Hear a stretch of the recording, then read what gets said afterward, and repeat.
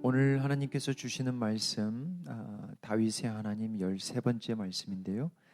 사무엘하 9장 1절에서 8절까지입니다. 저 한 절 여러분이 한 절 교독으로 받겠습니다. 다윗이 이르되 사울의 집에 아직도 남은 사람이 있느냐? 내가 요나단으로 말미암아 그 사람에게 은총을 베풀리라 하니라. 사울의 집에는 종 한 사람이 있으니 그의 이름은 시바라. 그를 다윗의 앞으로 부르매 왕이 그에게 말하되 내가 시바냐 하니 이르되 당신의 종이니이다 하니라. 왕이 이르되 사울의 집에 아직도 남은 사람이 없느냐?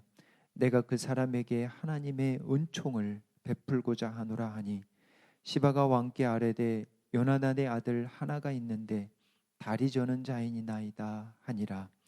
왕이 그에게 말하되 그가 어디 있느냐 하니 시바가 왕께 아뢰되 로드발 암미엘의 아들 마길의 집에 있나이다 하니라.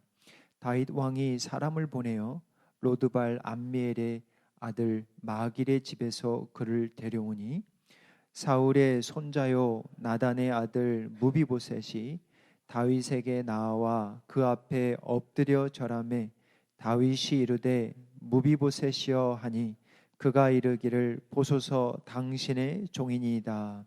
다윗이 그에게 이르되 무서워하지 말라. 내가 반드시 내 아버지 요나단으로 말미암아 내게 은총을 베풀리라. 내가 내 할아버지 사울의 모든 밭을 다 내게 도로 주겠고 또 너는 항상 내 상에서 떡을 먹을지니라 하니 그가 절하여 이르되 이 종이 무엇이기에 왕께서 죽은 개 같은 나를 돌아보시나이까 하니라. 아멘. 지난 말씀 기억나실 겁니다. 하나님께서 사무엘하 7장이었죠. 언약장에서 하나님이 약속하십니다. 다윗의 내 자손이 너의 나라, 너의 집을 세우는데 하나님이 영원토록 견고하게 세워줄 것이다. 그리고 나서 이제 8장을 우리가 뛰어넘었는데요. 8장이 나오는 몇 구절만 우리가 살펴보겠습니다. 그 다음이 그럼 어떻게 되었나 좀 궁금하잖아요. 그래서 8장 6절에 한번 가보면 이런 말씀이 있습니다. 다윗이 어디로 가든지 여호와께서 이기게 하시니라. 이게 지금 8장이 대단히 많은 나라들과의 전쟁의 이야기가 나오는데 이러한 말씀이 이렇게 반복되는 걸 우리가 알 수 있습니다. 14절 가볼까요? 다윗이 어디로 가든지 여호와께서 이기게 하셨느니라. 백전백승입니다. 이게 어찌 보면 굉장히 전성기예요. 영적으로 말하면 굉장히 충만할 때입니다. 15절에 가면 여기서 이제 한 가지의 단어가 나오는데 다윗이 왜 물론 부족한 사람이지만 왜 하나님이 또 세우시고 또 하나님이 은혜를 베푸시고 사람들이 볼 때에 참 이상적인 왕이 왔구나. 진짜 나라가 세워지겠구나. 하나님의 집이 건축되겠구나라는 힌트를 알아요. 보시면 다윗이 온 이스라엘을 다스려 다윗이 모든 백성에게 정의와 공의를 베풀었다라는 말이에요. 영어로 말하면 justice, righteousness. 하나님의 집, 하나님이 맡긴 이스라엘의 양떼들을 공의와 정의로 그들을 먹이고 다스리고 있다. 여러분 기억나시죠? 내가 하나님의 집을 건축하고 싶습니다. 하나님이 뭐래요? 지금은 건축할 때가 아니다. 지금은 무슨 때냐? 지금 나라가 하나가 됐잖아요. 하나가 됐는데 무엇으로 먼저 하나를 시키냐면 바로 정의와 공의와 거기다가 하나가 섞어지는 게 뭐냐면 오늘 이 단어가 3번 반복이 되는데 은총이라는 단어입니다. 그래서 다윗이 밖으로는 전쟁에서 백전백승 하나님이 어디로 가든지 이기게 하시고 얼마나 즐겁겠어요. 그런데 안으로는 백성들을 정의와 공의와 은총으로 다스립니다. 정말 앞으로 오실 이 메시아를 생각하게 하는 하나의 인물인 것이죠. 자, 그러면 오늘 본문 1절로 한번 들어가겠습니다. 소리내어서 우리 한번 같이 읽을게요. 다윗이 이르되 사울의 집에 아직도 남은 사람이 있느냐? 내가 요나단으로 말미암아 그 사람에게 은총을 베풀리라. 사람이 은혜 가운데 살면 여러분들도 영적으로 여러분의 삶을 보시면 야, 내가 진짜 요즘 영적으로 충만해. 그런 분들이 있고 말도 마라. 나 요즘 진짜 바닥이야. 라는 분들이 있어요. 근데 우리가 하나님의 은혜로 살면 이게 넘쳐요. 뭐가 넘치냐? 은총, 은혜, 사랑이에요. 이게 정말 다윗이 자주 쓰는 단어가 이 단어인데 이게 뭐예요? 헤세드예요, 헤세드. 여러분 아시잖아요. 헤세드가 뭔지. 변치 않는 사랑, 확고한 사랑, 언약에 근거한 사랑, unchanging love, steadfast love, forever love. 근데 이 사랑은 사람의 힘으로는 감당이 안 되는 사랑이에요. 이 사랑은 우리가 하면 마치 하나님이 하시는 그런 사랑. 내가 오늘 이 헤세드의 사랑을 베풀겠다. 하나님이 베푸시는데 내가 사용될 거야. 이런 말이에요. 참 사람이 말이죠. 은혜로 살면 이런 마음이 들어와요. 안 섬기고 싶다가도 사람이 충만하면 은혜로 살면 섬기고 싶은 마음이 들어요. 찾고 싶은 마음이 들어요. 지금까지 안 찾았어요. 시간이 얼마나 지났는지 모르겠습니다. 그런데 언제부턴가 이 마음이 들어왔는데 오늘 드디어 이야기를 하는 거예요. 아직도 사울의 집에 남은 자녀가 있느냐? 내가 그에게 은총을 베풀겠다. 왜 요나단으로 말미암아 은총을 베풀겠다? 이 단서를 붙이냐면 여러분 요나단 아시잖아요. 사울 왕이 다윗을 그토록 죽이고자 할 때, 쫓고자 할 때 옆에서 하나님이 보내신 자죠. 옆에서 다윗의 생명을 구하고 목숨을 구하고 보호해주는 한 인물이 요나단. 여러분 아시잖아요. 사울 왕이면 그 다음 요나단이 있죠. 요나단이면 후계자입니다. 후계자. 그런데 이 요나단이 하나님의 뜻을 알잖아요. 내가 왕이 아니라 네가 왕이다 그러는 거예요. 그리고 그 자리를 내어주잖아요. 사무엘상 18장 1절 여러분이 아실 겁니다. 다윗이 사울에게 마치기를 요나단의 마음이 다윗의 마음과 하나가 되어 요나단이 그를 자기 생명같이 사랑하니라. 여러분 우리가 살아가면서 주위에서 나를 생명과 같이 사랑하는 사람 몇 사람만 있어도 정말 행복한 거예요. 나를 생명과 같이 사랑하는 아내, 나를 생명과 같이 사랑하는 남편, 나를 생명과 같이 사랑하는 성도들이 있다면 이건 엄청난 축복이에요. 다윗의 축복 중에 축복이 여러 가지가 있는데 참 하나님이 요나단을 만나게 해주셨어요. 어느 정도 사랑을 했냐면 여자들이 하는 사랑보다 승하다고 그러잖아요. 높을승, 높다고 그러잖아요. 기이한 사랑을 받았습니다. 사무엘상 20장 42절 한번 가보세요. 여기가 이제 언약이에요.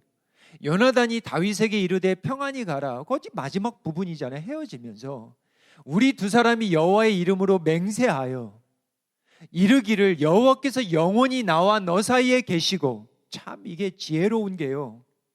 두 사람만이 언약을 하는 게 아니라 그 다음이 붙었어요. 이게 보통 사람은 보통 1대1로 하잖아요. 그런데 요나단이 무슨 얘기를 하냐면 너와 나 사이에 하나님이 계시며 그 다음 보세요. 내 자손과 내 자손 사이에 계시니라 이거예요. 우리가 믿음으로 살아가는 부모님들 보면 그 다음 세대를 위해서 기도합니다. 여러분 위대한 선교사님들 보세요. 진짜 아무것도 없는 땅에 들어가잖아요. 그래서 진짜 몇 사람, 우리들이 보면 정말 전도도 안 됐어. 우리들로 말하면, 세상적으로 말하면 사람도 없어. 선교 보고 하면 몇 사람도 안 돼. 그리고 그들이 생을 다합니다. 그런데 어마어마한 건 이 시대에 이루어지지 아니하는 일들이 다음 세대에 이루어지는 것들을 우리가 보게 돼요.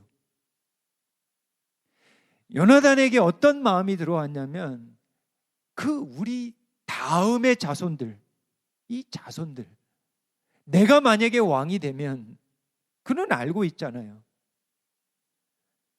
이 언약으로 말미암아 너의 자손과 나의 자손 보호하심, 함께하심. 보통 나쁜 왕들 같으면 다 죽이잖아요. 오늘 그 대목이에요. 참 이게 지혜에 하나님이 주신 지혜고, 이게 언약입니다. 이 언약이 있었다라는 거예요. 그래서 오늘 본문 다시 1절로 돌아오면, 사울의 집에 아직도 남은 사람이 있느냐? 요나단으로 말미암아 그에게 내가 은총을 베풀겠다. 몇 명인지도 몰라요. 누군지도 몰라. 그가 어떠한 형편이 있는지도 몰라. 수와 사람을 상관하지 아니하고 내가 사울의 집안의 사람들을 몇 명이 될지라도 은총을 베풀겠다. 이거 엄청난 공포입니다. 선포하는 거예요. 2절이에요. 사울의 집에 종 한 사람이 있으니 그 이름은 시바라. 그를 다윗의 앞으로 부르매 왕이 그에게 말하되 내가 시바냐 하니 이르되 당신의 종이니이다. 사울의 종 시바가 있습니다. 이제 여러분 성경을 쭉 읽어보면 시바가 나중에 안 좋게 빠져요. 약간 모함을 합니다. 그런데 오늘 만나게 되는 무비보셋은 마지막까지 다윗에게 충성합니다. 3절이에요. 왕이 이르되 사울의 집에 아직도 남은 사람이 없느냐? 내가 그 사람에게 하나님의, 이번에는 은총이라고 하지 아니하고 하나님의 은총, 그러니까 하나님의 은혜가 뭔지 내가 한번 보여주겠다라는 거예요. 그 언약 때문에. 그랬더니 시바가 왕께 이르되 요나단의 아들 하나가 있는데 다리 저는 자니이다. 참 성경이 재밌는 게, 사울에게는 4명의 아들이 있습니다. 누구예요? 요나단, 아비나답, 말기수와 이스보셋. 근데 참 공교롭게도 누가 남았냐면 그것도 요나단의 아들이 남은 거예요. 사울의 집에 남은 사람이 있느냐 찾았는데 아비나답, 말기수와 이스보셋 쪽이 아니고 요나단의 뿌리가 남은 거예요. 그런데 사울의 종 시바가 뭐라고 그러냐면, 무슨 하나의 단서를 붙이냐면 다리 저는 자입니다. 이 단서를 붙여요. 왜 그랬을까요? 왕권의 위협에, 다윗의 왕권의 위협에 전혀 위협되지 않는 인물이라는 거예요. 예전에 고대 시대에는 왕들을 볼 때, 여러분의 구약의 역사를 보십시오. 신체적인 조건을 봅니다. 육체적인 장애를 가지고 왕이 되는 경우는 거의 없습니다. 그 단서를 붙이는 거예요. 이 사람은 전혀 위협적인 사람이 아닙니다. 안심하세요, 이런 말이. 죽일 필요 없다는 거예요. 4절이에요. 왕이 그에게 말하되 그가 어디 있느냐? 시바가 왕께 아뢰되 로드발 암미엘의 아들 마갈의 집에 있나이다. 로드발이라는 곳은 북쪽인데요. 여러분, 그 마나하임이라는 곳이 있는데 그 사울의 아들 이스보셋이 왕이 되었던, 잠시 잠깐 왕이 되었던 곳이 바로 마나하임입니다. 그래서 왜 이 북쪽에 있냐면 로드발이 마나하임에 가까우네. 그 당시도 북쪽은 여전히 사울의 영향력이 있었습니다. 그래서 그곳에 아마도 숨어 지낸 것 같습니다. 5절인데요. 다윗 왕이 사람을 보내어 로드발 암미엘의 아들 마길의 집에서 그를 데려오니, 6절이에요. 사울의 손자 요나단의 아들 무비보셋이 다윗에게 다와 그 앞에 엎드려 절하되 다윗이 이르되 무비보셋이여 하니 그가 이르기를 보소서 당신의 종이니이다. 여러분, 하루아침에 다윗이라는 왕이 자기를 불렀다. 그것도 혼자 부른 것도 아니고 분명히 군대 사람들이 와서 자기를 불러서 호출해 갈 때 그 마음이 어떻겠는가? 이건 두려움이에요. 이거는 결국 올 게 온 거예요. 여러분, 그렇게 생각하셔야 돼요. 자기를 왜 부르겠어요? 7절입니다. 다윗이 그에게 이르되 무서워하지 말라. 보세요. 다윗이 첫 마디가 뭐냐면 무서워하지 말라. 왜? 무서워할 지경이거든. 내가 반드시 내 아버지 요나단으로 말미암아 내게 은총을 베풀리라. 내가 내 할아버지 사울의 모든 밭을 다 내게 도로 주겠고 또 너는 항상 내 상에서 떡을 먹을지니라. 무비보셋은 알고 있습니다. 자기가 사울 왕의 마지막 불씨라는 거. 그래서 오늘 불려가면 다윗의 왕으로부터 죽임 당할 수 있다라는 것쯤 예상하고 왔을 거예요. 나중에 보시면 알겠지만 이 무비보셋이 아들이 하나가 있습니다. 미가라는 아들이 있어요. 그러면 집을 떠나면서 무슨 생각이 들었겠어요? 내가 돌아올 수 있을까? 남겨놓은 자녀, 가족들, 안위가 보존될 수 있을까? 별 생각이 다 들고 아마 왔을 겁니다. 무서워 떨고 있어요, 여러분. 역대상 8장 34절에 가면 참 재밌는 단어가 하나가 나오는데 요나단의 아들은 무리바알이라 그렇게 나옵니다. 틀리죠, 이름이. 무리바알이라는 이름과 무비보셋이라는 이름은 전혀 달라요. 그래서 어떤 학자들은 무리바알이 진짜 이름이고 무비보셋은 이름을 아마 개명한 것이다. 왜? 숨어 지내기 위해서. 그렇게 생각들 합니다. 저도 그렇게 생각해요.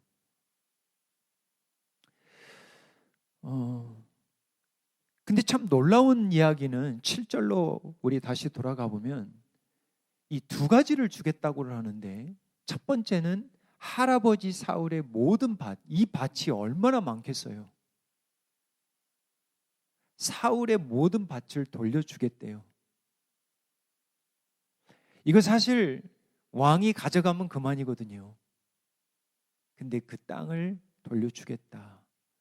그 다음에 두 번째는 뭐냐면 너는 항상 내 상에서 떡을 먹을지니라. 이건 뭐예요? 양자 삼겠다라는 말이에요. 내가 너와 함께 식탁을 항상 같이 하겠다. 이건 보통 은혜가 아닙니다. 이건 아무나 주는 은혜가 아니에요. 자, 그러면 8절로 한번 들어가 보면 이 기쁜 소식을 들은 무비보셋은 어떻게 대답했을까요? 한번 우리 같이 읽어볼게요. 그가 절하여 이르되 이 종이 무엇이기에 왕께서 죽은 개 같은 나를 돌아보시나이까. 개 정도가 아니라 뭐라고 그래요? 죽은 개. 무슨 의미가 있을까요? 신약시대에 오면 개라는 표현들이 쓰입니다. 신약시대에 오면 누가 개죠? 이방인들이 개예요. 이스라엘 사람들이 이방인들을 개로 취급을 했어요. 여러분 기억하실 겁니다. 상에 떨어지는 부스러기 기억나시죠? 개에게도 먹을 개에게도 먹을 그러한 특권을, 그러한 권한이 있지 않습니까? 예수님께 다가가 이야기를 하잖아요.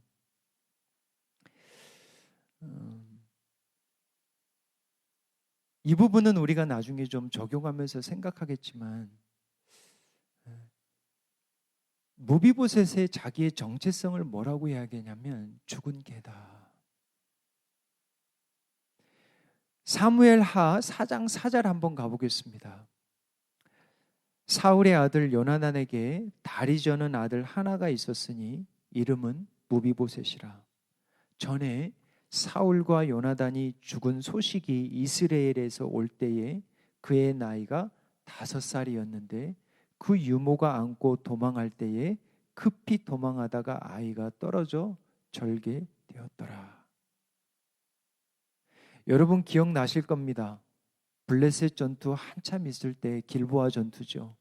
그때 한날에 사울과 세 아들이 죽습니다. 그러니까 여러분 이렇게 이야기하셔야 돼요. 무비보셋은 그때 5살이었는데 유모가 그 왕과 세 왕자들이 블레셋에서 죽임을 당할 때 그 소식을 듣고 이 무비보셋을 안고 급히 도망가다가 그만 떨어뜨린 거예요.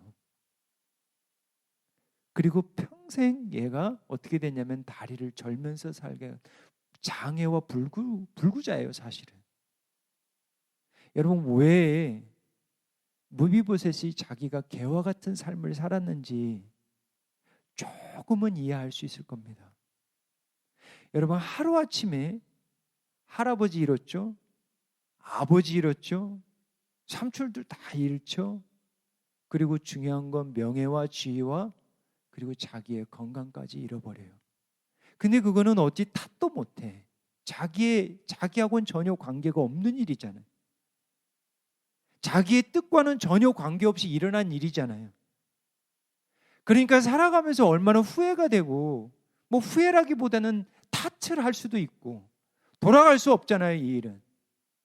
그리고 살아도 숨어 지내야 돼. 이름도 바꿨을지도 몰라. 진짜 숨지기면서 살아야 돼. 드러내지도 못해. 언제 죽일지도 몰라. 자기의 이름을 떳떳하게 말하도 못해. 이러한 죽은 개와 같은 삶을 살았던 네가 왜 죽은 개 같은 나를 돌아봅니까? 어찌하여 죽은 개와 같은 나를 돌아보시나이까? 이 말 안에 이해가 안 되는 거예요. 왜 돌아봅니까? 왜 나에게 이러한 할아버지의 밭을 다 주고 왜 나에게 왕과 매일 항상 왕의 식탁에서 먹을 수 있는 이 특권을 주십니까? 이해가 안 되는 거예요.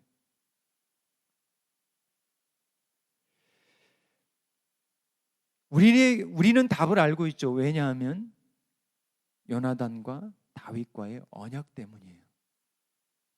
자기는 몰랐던 그 언약이에요. 그 약속입니다.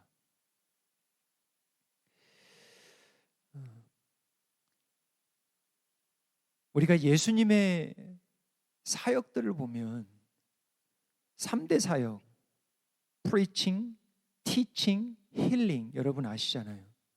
설교, 가르침, 그 다음에 고침, 이 세 가지가 3대 사역인데 사실 가장 많이 했던 게 뭐냐면 티칭이에요. 제가 성경 공부하면서 우리 주은혜 성도들한테 늘 이야기하는 건 뭐냐면 말씀을 놓지 말라. 말씀을 절대 놓지 말라. 예수님이 가장 많이 했던 게 뭐냐면 소그룹 성경 공부예요. 성경 말씀 공부예요, 여러분. 꼭 잊지 마십시오. 그리고 빼놓지 않는 게 뭐냐면 힐링입니다. 근데 여러분 한번 잘 생각해 보세요. 왜 힐링을 했는지. 날 때부터 눈이 먼 자를 왜 고치시고 38년 된 병자를 그것도 안식일에 왜 고치는지 한번 보세요. 그게 무언가는 몰라도 예수님이 하나님의 나라를 티칭하잖아요. 가르쳐 주잖아요. 킹덤 오브 갓은 이래. 많은 비유로 가르쳐 주세요. 막 선포하세요. 프리칭도 해주세요. 그런데 진짜 그들이 한번 보고 싶다는 거예요. 날 때부터 맹인을 고치는 거예요. 38년 된 병자를 그것도 안식일이 고쳐주는 거예요. 왜? 한번 보라는 거예요. 슬픔이 없고 아픔이 없고 눈물이 없고 죽음이 없고 나사로를 살려버려요. 왜? 하나님의 나라를 한번 보라는 거예요. 메시아인 예수 그리스도가 나를 통하여 내가 세우는 나라가 하나님의 나라인데 한번 보라는 거예요. 잠깐이라도 경험해보라는 거예요. 죽은 자가 살아나는 거 한번 보라는 거예요. 38년 동안 전혀 소망이 없었던 자가 예수 만나서 걷는 거예요. 날 때부터 맹인된 자가 눈이 뜨는 거예요. 한번 보라는 거예요. 하나님의 나라를 보여주세요. 죄를 용서해 주는 거예요. Your sins are forgiven. 선포해 버리는 거예요. Who are you? 당신이 누군데? 예수님이 선포해 버리는 거예요. 하나님의 나라를 잠깐 보여주세요. 무비보셋도 바로 그런 맥락에서 여러분들이 보셔야 돼요. 다윗의 나라가 견고하게 세워지는 건 이 땅의 다윗의 나라만 지금 이야기하는 게 아니에요. 지난 시간에 말씀했듯이 이거는 이 땅이에요. 새 땅이 아닙니다. 새 땅의 그림자예요. 예수님의 왕 되시는 나라, 결국은 천국의 그림자입니다. 은총이 뭔지, 하나님이 베푸시는 이 사랑이 뭔지, 변치 않는 사랑이 뭔지, 사실은 무비보셋은 자격도 안 돼요. 무비보셋은 자격이 없어요. 이것을 받을 자격이 없잖아요, 사실은. 요나단 때문에 그래요. 아버지와 다윗의 언약 때문에, 그 약속 때문에 받는 거예요.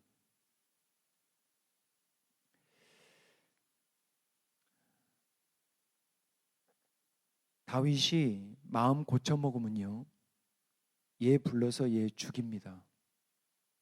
얘까지도 없애고 싶은 마음의 세상적인 욕심이에요. 불안하거든. 언제 북이스라엘이 또 이스보셋 같이 또 누구에게, 미가가 있잖아요 지금. 여러분, 무비보셋의 아들이 있다니까요 여러분. 그러면 나쁜 마음 가지면 다시를 다 그냥 죽일 수 있다고요. 근데 그렇지 않아요. 살려줍니다. 이게 은혜라는 거예요. 자, 오늘 말씀을 통해서 몇 가지만 짧게 정리를 좀 해볼게요. 첫 번째는 오늘 말씀의 적용인데, 주는 삶을 살자. 감리교의 아버지인 요한 웨슬리 목사님이 이런 얘기를 했더라고요. 제가 참 깜짝 놀랐는데, 잘 들어보세요. 살아있을 때 할 수만 있으면 많이 벌라. 목사님이 그런 얘기를 하셨더라고요. 할 수만 있으면 많이 벌래요. 두 번째, 할 수만 있다면 많이 저축하래요. 그리고 세 번째, 할 수만 있다면 많이 나누라.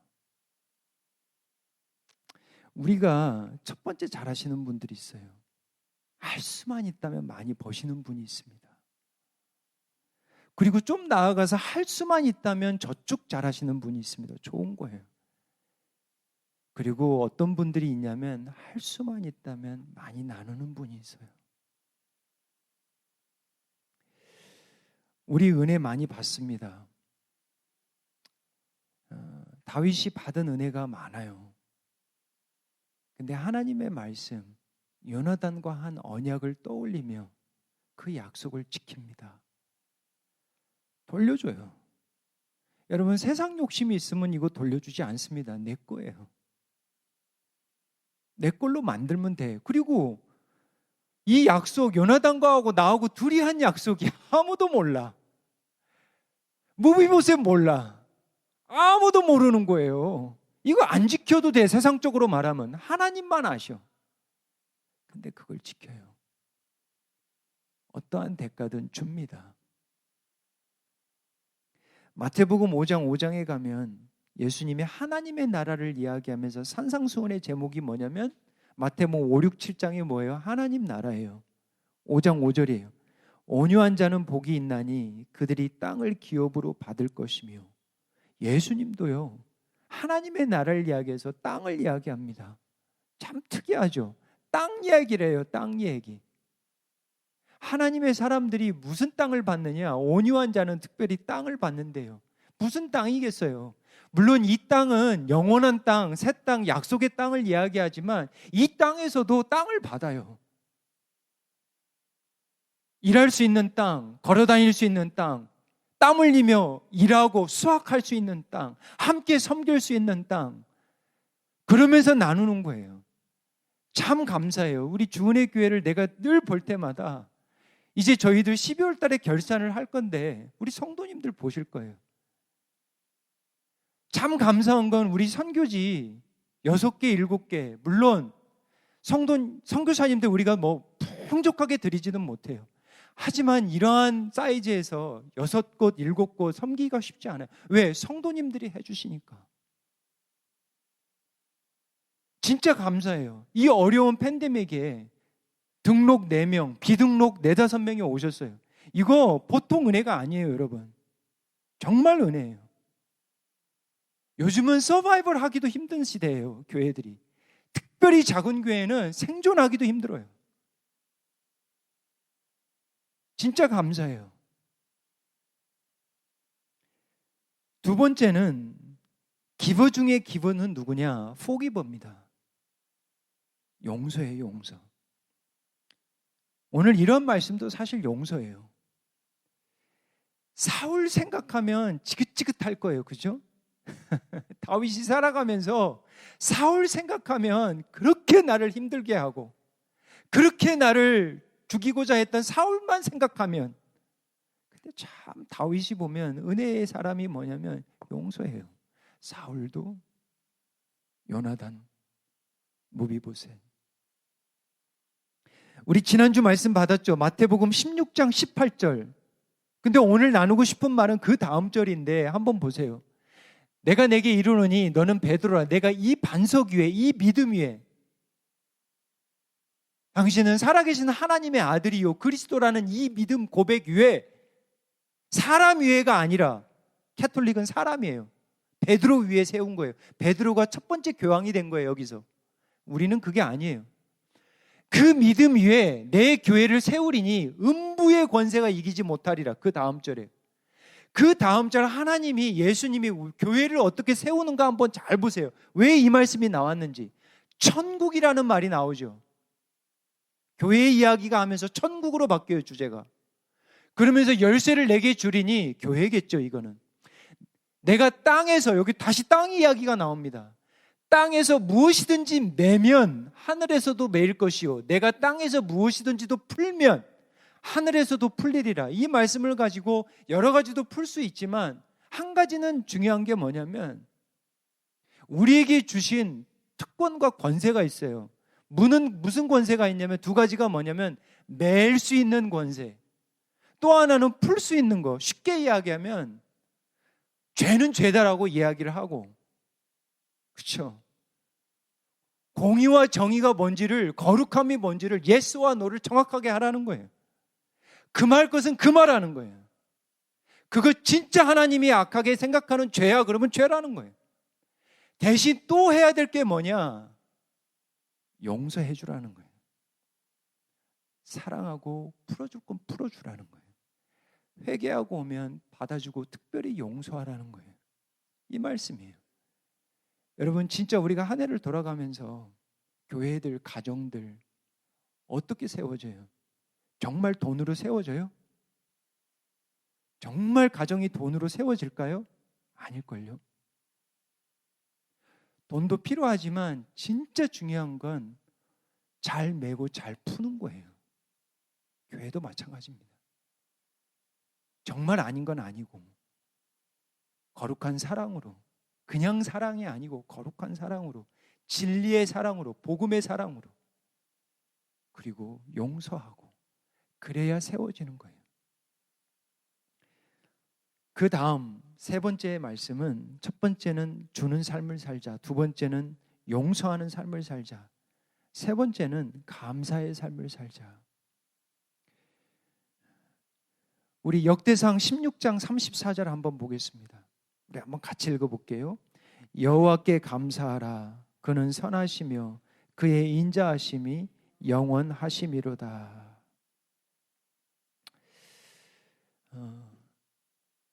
제 마음 가운데 계속해서 떠나지 않았던 두 구절이 뭐였냐면, 어찌하여 죽은 자를, 죽은 개 같은 나를 돌아보시나이까. 그 말씀이 제 마음속에서 떠나지 않더라고요.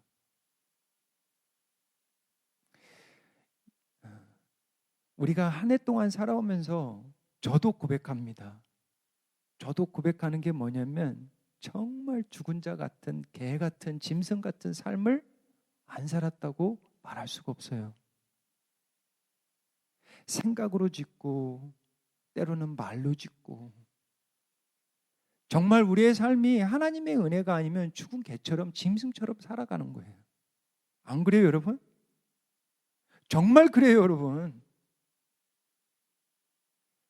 조절 안 되고요. 그잖아요, 여러분. 아무데나 대고 짓고요. 물고요. 싸우고요.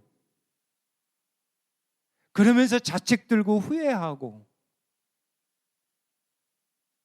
누구 만나기도 싫고, 이름까지 개명할 수 있으면 개명해버리고, 숨어 살고 싶으면 잠깐이라도 쥐구멍이라도 들어가고 싶고, 그런 게 우리의 인생에서 오래 없었어요? 있었을걸요. 정말 죽은 개와 같은 삶을 순간이라도, 며칠이라도 살아봤을 거예요, 여러분. 근데 이해가 안 되는 건 뭐냐? 어찌 죽은 개 같은 나를 돌아보시나이까? 이거예요, 이거. 왜 하나님 저를 그냥 내버려 두시지 아니하시고 왜 돌아보시나이까요? 왜 돌아보시나이까?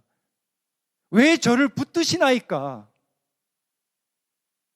그러면서 이거를 말 안 할 수가 없어요. 하나님은 선하시며 그의 인자하심은 헤세드예요. 하나님의 사랑은 영원함이로다. 할렐루야. 정말 이해할 수 없는 인생이 뭐냐면 이거예요, 이거. 우리는 악한데, 우리는 정말 악하게 살아가는데 왜 하나님은 선하시며, 왜 하나님은 나를 포기하지 아니하시며, 왜 나를 돌보시냐라는 거예요. 이게 이해가 안 가는 거예요, 이게. 어떻게 저 같은 사람이 이렇게 말씀을 전하냐고요. 이해가 안 되는 거예요. 자격도 안 돼요. 근데 전하시래요. 뭘 전하래요? 하나님은 선하시며 하나님의 사랑은 영원하심이로다. 이거예요, 여러분. 감사한 은혜를 간구합니다. 여러분, 감사의 수치가 떨어지면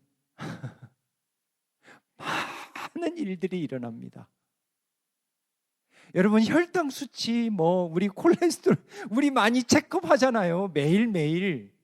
근데 여러분, 감사의 수치가 떨어지잖아요. 당이 떨어지면 막 손 흔들리죠. 감사의 수치가 떨어지면 엉망이 돼요, 여러분. 정말 엉망이에요, 여러분. 불평하기 쉽죠. 원망하기 쉽죠. 부모 탓하기 쉽죠. 내가 부모 때문에 내가 이렇게 절고 다니는 거 아니야. 이렇게 하면서 진짜 죽은 개같이 내가 왜 사는데 부모 때문이야. 이렇게 하면서 살기가 쉬워요, 여러분. 자식 때문이야, 부인 때문이야, 남편 때문이야. 감사의 주간입니다. 무슨 수치를 올려라? 감사의 수치를 올리십시오. 하나님이 죽은 개와 같은 우리를 돌아보십니다. 예수님을 통해서 독생자 예수를 십자가에 다세요. 거기까지 우리를 돌아보세요. 이 감사의 수치가, 이 감동이 참 넉넉하게 충만한 11월, 12월이 됐으면 좋겠습니다. 기도하겠습니다. 아버지 하나님, 정말 그렇습니다. 우리가 죽은 개와 같은 삶을 살 때가 있습니다.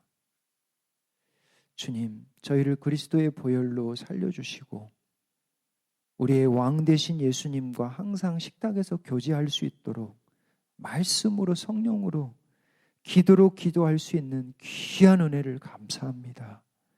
양자의 영 되신 성령으로 우리를 양자 삼아주시면 감사합니다. 주님, 하나님의 자녀로 살기를 원합니다. 우리가 이 땅에 온 것은 세상의 나라가 아니라 하나님의 나라를 위하여 이 땅에 온 것임을 다시 한번 믿습니다. 주님 한 번뿐인 생명입니다. 하나님의 나라와 의를 쫓아 살아가는 하나님의 나라, 하나님의 자녀들로 삼아 주시옵소서. 주는 삶, 용서하는 삶, 그리고 하나님은 항상 선하시며 그의 사랑은 영원하다라는 이 감사의 삶으로 하나님의 집들을 세우는 귀한 은혜를 허락하여 주시옵소서. 예수님의 이름으로 기도하옵나이다.